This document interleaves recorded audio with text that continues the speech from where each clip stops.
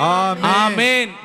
എന്റെ സഹോദര സഹോദരി, ഇന്ന് നിങ്ങൾ ജീവിക്കുന്ന ഏതെങ്കിലും ചുറ്റുവട്ടത്ത് എല്ലാം തീർന്നു, എല്ലാം അവസാനിച്ചു എന്ന് കരുതുന്നുണ്ടെങ്കിൽ നീ ഇങ്ങനെ കരുതുന്നതിന്റെ മുകളിൽ ദൈവം പണിതുയർത്തും. പരാജയപ്പെട്ടിടത്ത് ദൈവം ഉയർത്തും. Praise the Lord, hallelujah.